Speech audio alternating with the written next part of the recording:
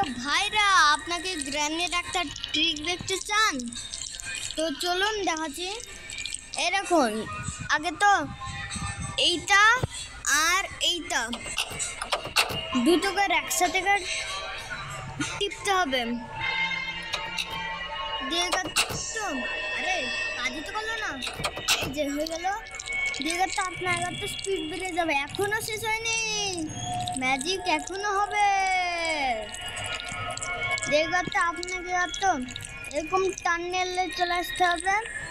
তো এরকম করে দিতে হবে। তো এইরকম করতে হবে। স্পাইডারকে